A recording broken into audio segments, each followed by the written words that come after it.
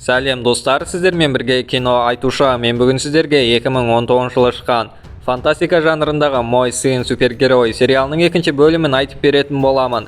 Егер алғашқы бөлімді көріп үлгермесеңіз, толық түсінікті болу үшін сол бөлімнен бастасаңыз болады. Бейне басталмас бұрын каналға жазылып лайк басып кетіңізші. Бұл сіздер үшін бірнеше секундтық іс, ал біз үшін үлкен қолдау. Ендеше кеттік. Бізді ерекше қабілетке ие фермер еркекпен таныстырады. Оның ұлы да Дион секілді әкесінен ерекше қабілетті мұра қалыпты. Ал Никол болса Петке кеше бейнеде көрген қобыжық найзағайдың суретін көрсетуде. Осыдан кейін Пет Дионды өзінің компаниясына экскурсия жасау үшін алып кетеді. Оған жұмыста немен айналысатын әрі компанияның қалай ауа райын бақылап отыратындарын көрсетуде.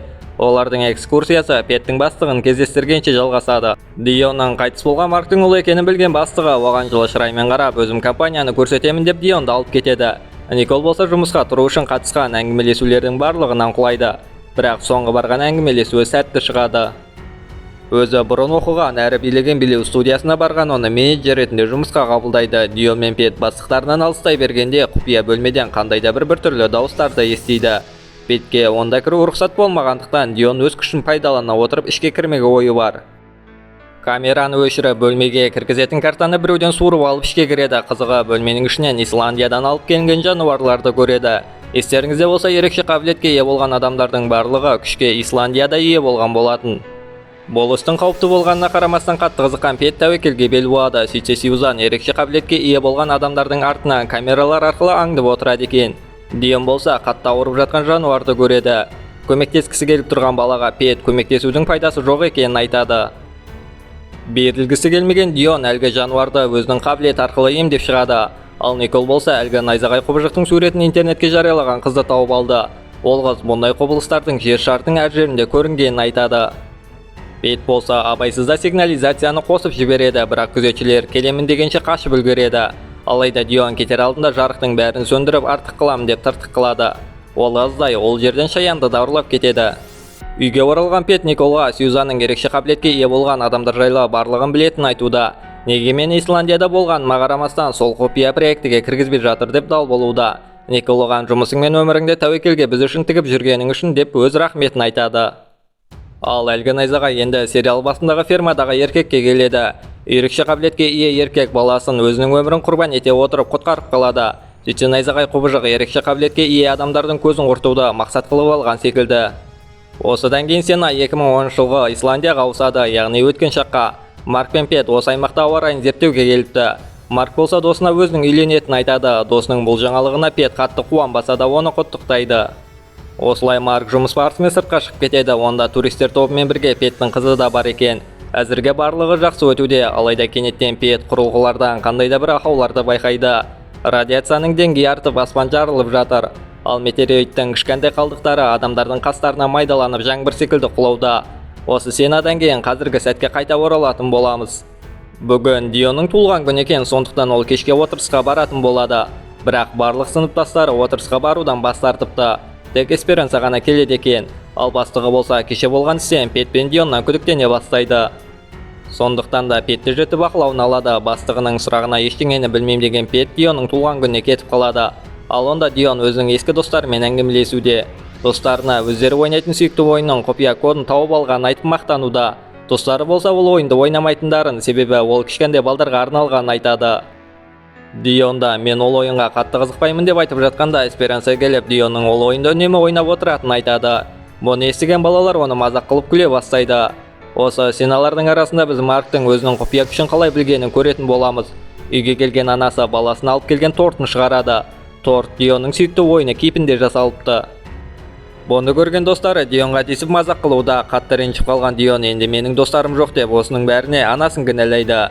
Біз көшіп кетпегенде бұның біреуі де болмаса еді деп.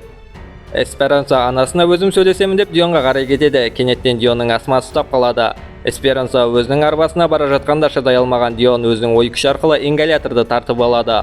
Бұны көрген Эсперанса болса, мен бұны сезген болатынмын, сенің бұл қабілетіңді білу қатты қиындық тудырмады деп айтады. Сенің ерекше қабілетіңді ешкімге айтпаймын деп уәде береді. Осы кезде Дион Эсперанса өзінің нағыз дос екенін түсінеді. Отырыстан кейін Пет Николға бірге демалайық дейді. Бірақ шаршаған Никол оның ұсынысынан бас тартады. Осы кезде біз қайтадан өткен шаққа ораламыз. Шарлотта мен Марк өзенде кездеседі, өздері ие болған ерекше қабілеттерді талқылау мақсатында. Шарлотта ерекше қабілетке ие бізден де басқа адамдар бар деп жатқанда, олардың әңгімесін күшті найзағай тоқтатады. Ты тоже их видишь? Найзағайдан пайда болған құбыжық оларға шабуылдай бастайды. Шарлотта болса өлім алдында жатыр. Алайда әйелді тастап кеткісі келмеген Марк оны құтқарып қалады, бірақ осы жолда өзі құрбан болып кетеді. Ал сол түні Дион мен Никол найзағай құбыжығының белгілерін көруде. Мектепке келген қыз бен бала Сьюзанның оларды аңдып жүргендеріне сенімді. Себебі олардың компаниясы қайдан екені белгісіз. Мектептегі ғылыми проектіге спонсор болыпты. Жарыс бойынша оқушылар бірнеше топтарға бөлініп өздерінің ғылыми проектілерін жасау қажет. Дион мен бір топқа Жонатан түсіп қалады. Алғашқы бөлімнен біз Дион мен Жонатанның арасындағы қарым-қатынас жақсы емес екенін білеміз. Жұмыста Никол бастығының барлық тапсырмасын орындағанына қарамастан өзінің сенадағы билеген сәттерін сағына бастайды. Осылай қолы босаған кезде жастық шағын есіне алып билей жөнеледі. Үйге келген Дион болса анасына түнде не көргенін көрсетуде. Бұл суреттегі найзағай құбыжығына қатты ұқсайды. Дион мен Эсперанса оған тіпті найзағай мен деген ат қойыпты. Ал Пет болса жұмыста жоғарылау алып әлгі армандап жүрген зертханасына қол жеткізеді. Бастығы Петке Исландияда қандай да бір аурудың пайда болғанын, ол ауруда тіпті жануарларда жұқтырып жатқанын айтады. Сказать, что те животные были подвержены какой...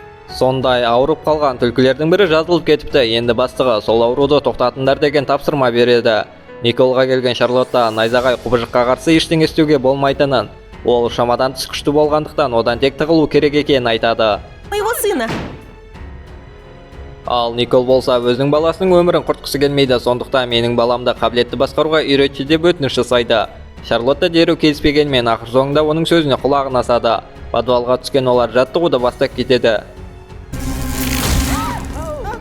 Баласына қатты уайымдап жаттығуға кедергі жасаған үшін Николды бөлмеден шығарып жібереді. Уақытты қысқартқысы келген Никол Петпен бірге уақыт өткізуде. Ал Шарлотта болса Дионға қазірдің өзінде бірнеше тәсілдерді үйретіп үлгерді.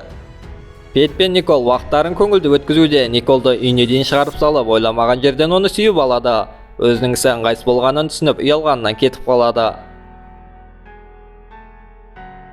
Осыдан кейін Шарлотта мен Никол Марктың сағатының ішіне жады тауып алады. Онда ерекше қабілетке ие болған адамдардың барлығының аттары жазылыпты. Олардың нөмірлерін жазып алған Шарлотта олармен байланысқа шығайын деп шешеді. Ал бастығы Сьюзан болса олардың іс-қимылдарын бақылап отырып, Дионның да ерекше қабілетке ие екенін біліп қойыпты. Осымен сериалдың қысқаша сюжетінің екінші бөлімі аяқталады. Егер осындай видеоларды жиі көргіңіз келсе, каналға жазылып лайк басуды ұмытпаңыз. Қоңыраушаны қосып қойыңыз. Сіздермен бірге болған кино айтушы.